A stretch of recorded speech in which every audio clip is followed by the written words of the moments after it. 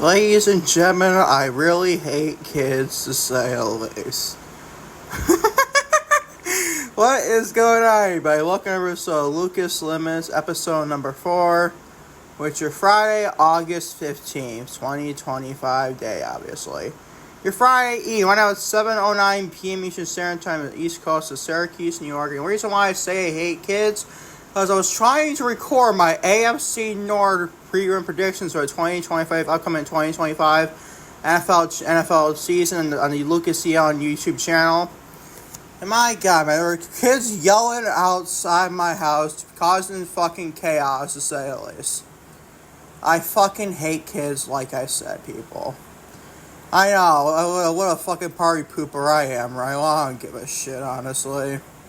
It's how I feel, it's how I feel, to say the least. What's going on, everybody? How you all doing today, to say the least? For today's introduction, follow me on social media, Twitter, Instagram, TikTok, and Facebook, Lucas E. Allen. Watch on YouTube, hit the like button today's podcast, hit the subscribe button if you haven't done so already. And turn the bell for post notifications so you don't miss an upload on YouTube. Also, leave a comment when you think of episode number 4 for August 15, 2020 for your Friday evening, August 15, 2025. Watch on Spotify. Just hit the follow button. Obviously, you haven't done that already. And leave me a 5-star rating. I'll put a comment on Spotify. Make this podcast. Also, hit the bell for Spotify as well. You don't miss a podcast upload on Spotify. Like that. Spotify, to say the least. Let's get right into your podcast today, shall I? I forgot something to tell you people, but it is what it is. Let's get right into your podcast, shall I? Not a lot to discuss, per se. There's only one review I got to do is AEW Dynamite, August 13, 2020. What a fucking bad show that was it not? I'm not hate AEW. It get much bit more flack than WWE, honestly, but AEW Dynamite was just not very good this past Wednesday night. Not great whatsoever. Including this reunion of Cope and Christian Cage. Ultimately, a rush to a Forbidden Door match with fucking the patriarchy, I believe is what it is, right? We could have said the reunion for, I don't know, after or at Forbidden Door. Or after Forbidden Door and the build towards All Out, which is taking place in Toronto, Ontario, Canada, where Edge or Cope and Christian from, bro. You could have done that then for the match there with them and FTR, more marquee match than the fucking patriarchy? Or matriarchy, what the fuck they're calling them? That was so rushed. It boggled my mind, to say the least. We're going to discuss Dynamite. Your AEW Dynamite, August 13, 2025 review. We're discussing that.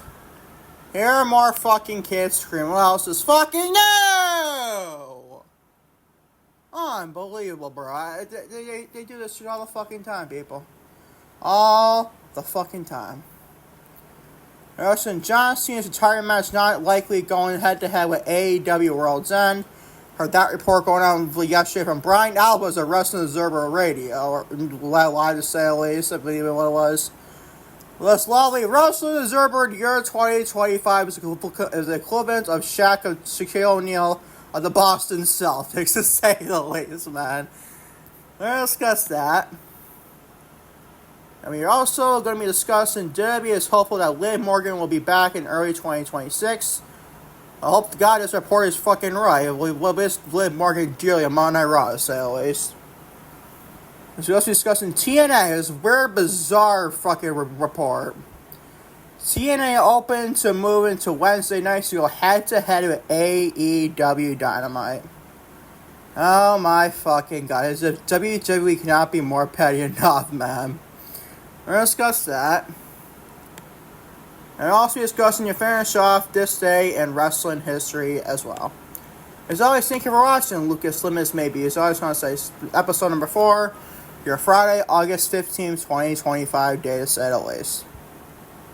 Starting with, you guessed, your AEW Dynamite, August 13, 2025 review. So MJF, Maxwell, Jacob Freeman, and Hangman Adam Page reign defend AEW World Champion. Meet in the middle of the ring to start the show, and where MJF tried to go with Page, and to give him a shot at the AEW World Championship. Instead, Page turned the mocking tone around and convinced MJF to use his guaranteed title shot for a match at Forbidden Door. I love the back up for a promo these two men had in this on Wednesday night. But this gets a B+, and only because I love the freaking segment, don't get me wrong. I love the promos both men were saying back and forth. I even like the end of the show. We're not going to be discussing here. We're going to discuss it mainly here, to say at least. Not to be towards the end of this popular segment, to say at least. Where MJF attacked Page backstage and everything. That looked freaking great. But I have one question. Why the fuck does MJF have to give up his title shot, his guaranteed title shot, for the World Championship at the pay-per-view after he just won it? So I just have the same issue with Athena doing the same thing. Like, what the fuck are we doing? Why are we doing that part? His World Championship, I don't know if Athena really gave it up yet. I don't know, honestly. But still, man, I don't know why the fuck we're doing that for MJF. What, is he win a title right then and get paid for 1 month title reign? That'd be fucking stupid if I ever seen anything. Like, what the fuck are we doing? Does it hurt Syndicate cost MJF the match? I don't fucking know, people. We ain't fine, I guess, for Forbidden Door. I almost said Forbidden Door again. Forbidden Door, to say the least. So this segment was actually pretty good. I like the back and forth promo these two men possessed. Might be a little bit generous giving us a B+, but hey, this actually show sucked, honestly, after that. But this gets a B+, bro. What do you want me else to say?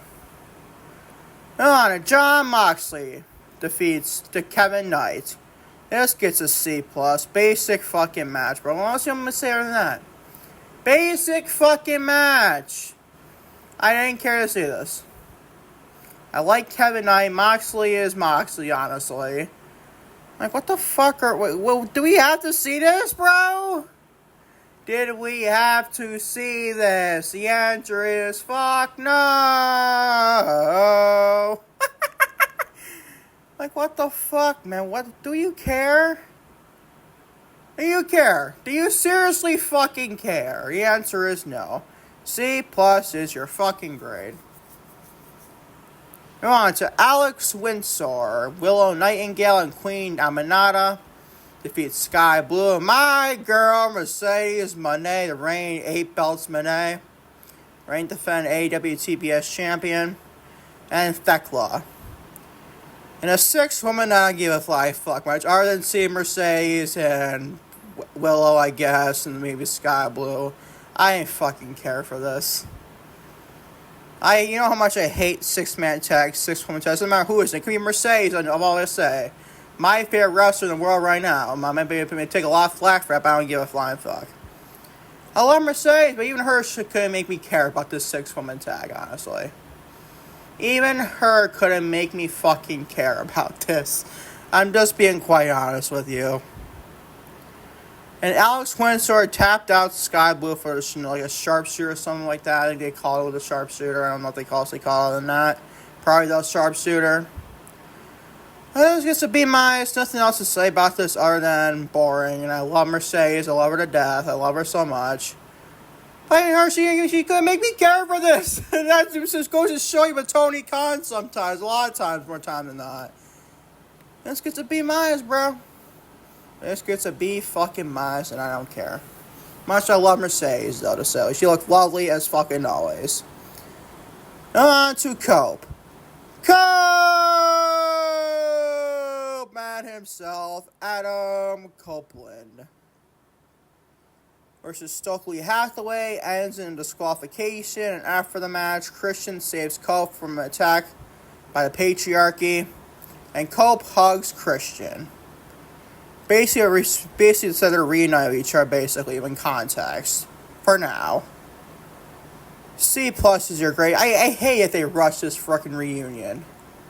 You couldn't have done this, like, God forbid they build a fucking storyline that's long-term for, like, All Out at bare minimum, or, before, after that. God forbid they build something for that. That All Out's taking place in Toronto, Ontario, Canada. You would think it would say a reunion for like a couple weeks before that, and then build for Cope and Christian taking on FTR. We got built for Cope and Christian to reunite now Also, you feud with the fucking patriarchy. Who the fuck cares? Like, what the fuck? We rushing this reunion. It should be built up like a big-time non-title feud. Non-title build-up, honestly. But implications for the tag team titles down the line. Like, what the fuck are we doing here, bro? I don't get it. Why the fuck you rush shit for the sake of rushing shit? This did not need to be rushed for last Wednesday night. Or Wednesday night in general, to say at least. And just because it's a C+. Might be generous with a C+ grade too, by the way, to say at least. Oh, moving on to some because this rest of the show even fucking suck even more. The conglomeration Hummerio Takashi, I think that's how you say his fucking name. I don't fucking care, people. Defeated Don Callis family and the Young Bucks. A big fat fucking C. Might be generous with a C, bro. 8-man tag, I don't give a flying motherfucking fuck match. Oh, there's one with even big time worse. This is main event your show nonetheless, too. This show is nothing but fucking filler. To ultimately get to Forbidden Door, to say the least, it's also fucking filler. Like, what the fuck are we doing here? Did you fiercely fucking care than the fucking great professional wrestling? Even I didn't fucking care. The only thing that was great professional wrestling at all. It might be a unpopular take to say, at least, but I don't fucking care. Who cares for this? The fuck were you doing, bro? I don't care how great the match was. I don't fucking care. Boring, to say the least. Moving on to Renee Paquette. Question, Swerve Strickland after possible knee injury he picked up recently. The Mongol promised that he would still bring all of his best fight for the AEW Unified Championship because Yasushi Okada, reigning defending AEW Unified Champion, told Swerve he had no chance to beat him while a brawl broke out between the two, but security quickly broke that up to say the least. Well, so I'll be honest, this is not that bad, not great per se, just right in the middle. You don't want that either.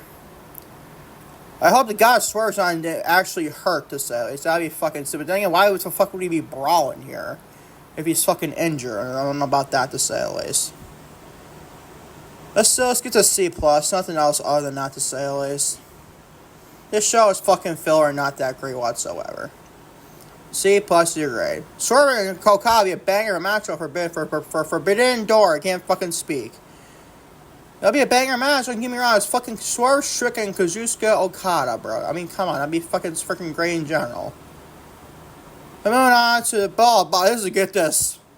Your main event contains of the Ops. You think I would see Samoa Joe back, though. It's the Ops. Another 8-man tag. I don't give a flying fuck match. We have 1 6-woman tag and 2 8-man tags. A lovely Tony fucking Khan. The Ops defeat Loth, Vicina, Brable. I don't even know fucking say his name, bro. In the main event, the big fat fucking D. What the fuck are we doing here, bro? Well, if your main event, your flagship show for the week, with a fucking faction that I can't even fucking pronounce correctly, it's not even my fault. Google the name, people. Like you're telling me, go Google shit.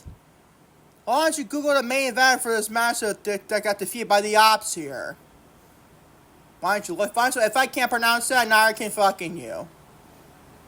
My God, bro. Big fat fucking D. If you thought I'd pay 1 fucking ounce of attention for this, y'all be out of your fucking mind. What the fuck kind of a main event is this, bro? I like that. Before I went off the air, he had not Swerve. They had MJF being down Hangman. I get that. I didn't mind that. I actually like that. But still, a match main event with fucking the Ops versus a team I don't fucking even know about. Oh, it was actually LFI when I think about LFI. God forbid. It's LFI. I forgot about that, people, but still. You get the fucking gist of the matter, shall you? This show fucking sucked on Wednesday night. A big fat D to main event your show. As your overall show for AEW Dynamite August 13th, 2025 is a C+. Not a great show whatsoever from Tony Khan and All Elite Wrestling on Wednesday night. Moving on, John Cena's retirement match not likely going head-to-head with AEW World's End pay-per-view at the end of the year in 2025. As John Cena's farewell tour continues through 2025, speculation has been rampant about when and where the 17-time world champion, it said 60-time at the top of this report here, but it's actually 17, obviously, time world champion will have his final match. The new report has provided significant insight into the planned date for a momentous event, indicating that WWE and its broadcast partner NBC Universal are zeroing in on a preferred night in December. According to the latest episode of Wrestling Votes Radio, sources have indicated that WWE's partner NBC has a preferred date for his final match. The report states that Saturday, December 13th is the front runner for the event. Obviously, we don't know about that. The first ever Saturday night's main event took place last year, 2024, December 14th. Obviously, you know about that. After asking around about the rumored dates for John Cena's last match, we're told NBC's preferred choice is Saturday night, December 13th. The report also addressed another rumored date, Saturday, December 27th, while the state would have to be allowed WWE to directly counter-program AEW's World's End pay-per-view. It is considered unlikely due to conflict with another sporting event, major sporting event, on that NBC has contractually obligation to air on a streaming service platform, Peacock streaming service platform, which I believe it's a Saturday night football game for NFL. I think it's actually Ravens and my Packers, honestly, week 17. Don't quote me on that. I think that at least that it's just a thing. Ravens and Packers, I believe. I don't know off the top of my head. Don't quote me on that at all, though. That'd be a great game. The Ravens and my Green Bay Packers would be a fucking great game, bro. So it's week 17, bro. Sign me up for that. It's not enough NFL talk.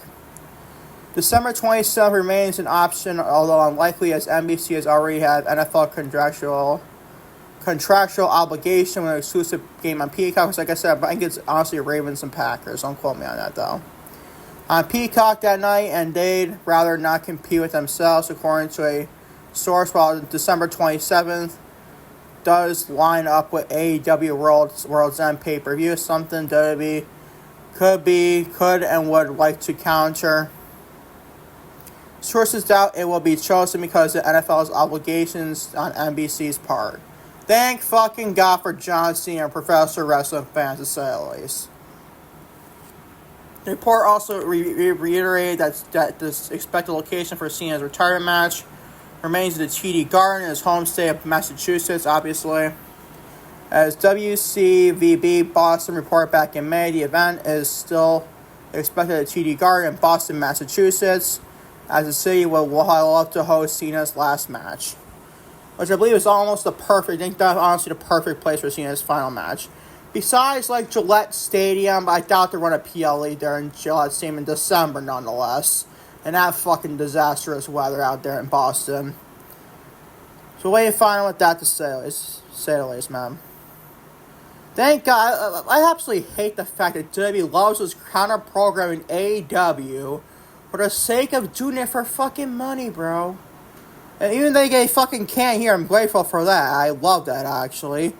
And plus with John Cena, not even just AEW in general, why would John Cena's final match have to go head-to-head with the second biggest wrestling company, AEW? I don't know if TNA fans like that or not. I'll discuss TNA later on in this podcast, obviously.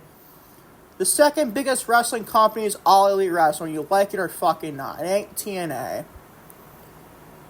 But still, to say the least, like, why the fuck would you have to go head-to-head with an AEW pay-per-view for John Cena as one of the greatest wrestlers of all time, if not the greatest, since I beholder, for fucking going head-to-head for his final match with AEW? It'd be fucking stupid, bro, to say the least.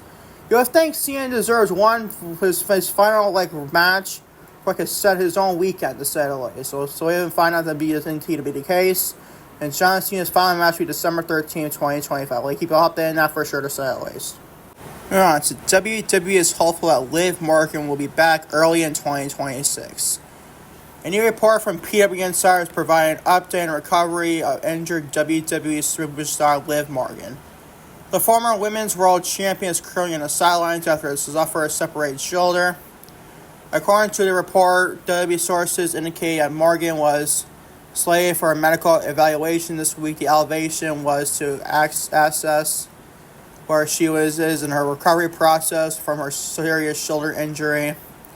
While some within the company had expected her to be at this past Monday night's episode of Raw for evaluation, the report notes that she was not present at the television event.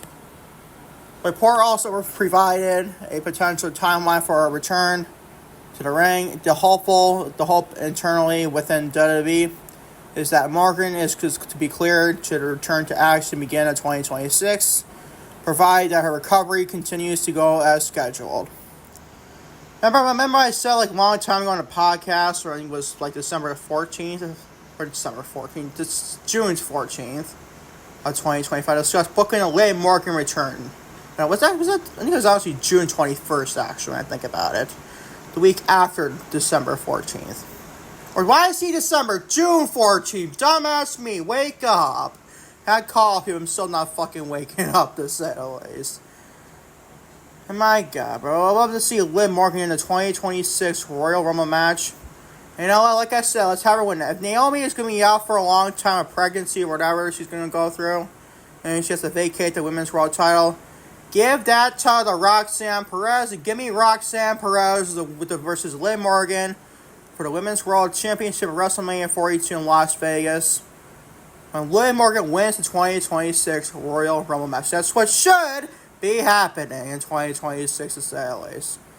Let's keep you updated on Liv Morgan when she inevitably comes back in 2026. Maybe the Royal Rumble match, will keep you updated on that for sure, to say the least. TNA open to move into Wednesday nights to go head-to-head with AEW Dynamite. This'll be interesting, shall we? The ongoing negotiation with TNA Wrestling's new U.S. media rights deal has testified, and the report suggests that the move to the CW is a legitimate possibility. The report noted that the TNA is open to moving its weekly show to Wednesday nights to go head-to-head with AEW Dynamite. A new report from The Takedown on Sports Illustrated, I believe it is, multiple independent sources have confirmed that there have been discussions about TNA moving to the WWE's associated network. The report states that the CW's interest in the promotion is legitimate and that some WWE stakeholders or stockholders would like TNA to be a part of the new network, or the network in general. The CW currently serves as the broadcast home of Tuesday's NXT brand on Tuesday nights, obviously. It's trash shows that are NXT, to say the least. When asked directly about these rumors, TNA President Carlos Silva did not deny them, but acknowledged that negotiations were ongoing and no deals had been complete. TNA is open to shifting from Thursday to Wednesday nights to go head-to-head with AEW Dynamite. Silva told The Takedown that any potential move would be about what is best for interests for TNA, not about competition. Sure, bro. However, this comes amid a separate report from Dave Meltzer, Wrestling Observer. Fuck Dave Meltzer 2025, obviously, who claimed that WWE wants to make TNA the second biggest promotion in the business. I'm sure they fucking do, Dave. No shit. They don't want AEW to be the second biggest promotion in all professional wrestling. What do you want to think of AEW as a product? It's eye beholder, people. But the facts are facts. TNA is not the second biggest wrestling company. That'll be AEW, whether you like it or not. The second biggest promotion in the business, as they have working in agreement with TNA. No shit. TNA President Carlos Silva noted that the recent major media rights deal for WWE and UFC have changed the playing field and led to more conversations for TNA. While he had previously hoped for a deal to be done by Bound of Glory in October 2025, obviously, he now indicates that more meetings will take place this month with positive momentum in the negotiations. I don't fucking give a shit for TNA. You know what? This is a bad thing for TNA, people. Wanna know why? Because you're going head-to-head with Dynamite, which, like, seriously. They had their own fucking show for Thursday nights. In their own time slot. No, besides maybe Collision and AEW Collision. Most of you, no one watches AEW Collision. On some weeks, to say, so one goes on Saturday, you get the point. But all honesty, like, who the fuck here is going to watch TNA over AEW? Who the fuck would want to watch? I'm not going to watch your show live. I'll obviously watch Dynamite the next day for Thursday morning, but still. But from a regular standard, like, television person, like, people, regular standard people, what should I watch? AEW or more NXT developmental people on TNA? I think I'd rather watch AEW, to say the least, people. That's my thoughts and opinions on that for sure, to say the least. And finally, for your Lucas Limits Wrestling Podcast, episode number 4 for Friday, August 15, 2025. This day in wrestling history, starting with 2004. Two things discussed in 2004, the year I was born. SummerSlam 2004 featured many classic matches, including Kane defeating Matt Hardy, to win the right to marry Lita, and a till death do us part match. Interesting fucking thing, to say the least. Most notably, however, it was in the event that Randy Orton defeated Chris Benoit. Fuck Chris Benoit, obviously. His shit he's done, his girlfriend, his wife, and everything, and his kids and everything. That shit was disgusting in 2007. Don't get me started that crap.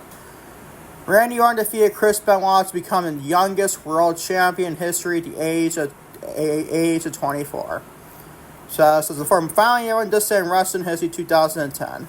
I know, very true things to discuss here. SummerSlam once again follows on August 15, 2010, and the show was mostly focused on an ongoing feud with John Cena and the WWE locker room by invading rookies from the first season of NXT. Led by Wade Barrett, the Nexus, oh boy, who was defeated by Team Cena, which featured likes of Edge, Bret Hart, Chris Jericho, and a returning Daniel Bryan. Among others, it also included Sheamus defending the WWE Championship against Randy Orton. God, remember that John Cena buried a Nexus in 2010? Oh my god. Super Cena all while, people, to say the least. That was just fucking not great creative whatsoever, if you ask me. That is this day in wrestling history, to say the least, for your August 15th of 2025. Thank y'all for watching Lucas Limits on YouTube and all audio platforms, episode number 4. For your Friday evening, your August 15, 2025 review for podcast. To say the least, to catch y'all tomorrow, hopefully, knock on wood. With hopefully 2 new uploads on the wrestling channel for Lucas Yowen, or Lucas Limits, I believe, obviously. For YouTube, and also audio platforms for that, and also a couple more uploads for the football and pop culture side of things. With probably your AFC North and your AFC South, probably more like your one upload AFC North predictions for 2025 NFL season for that, to say. So we also be on all audio platforms too, to say at least. Until next time, people, and trust me, next time, everybody. Peace, love, I'm out. Take care. Love you all big time, to say the least.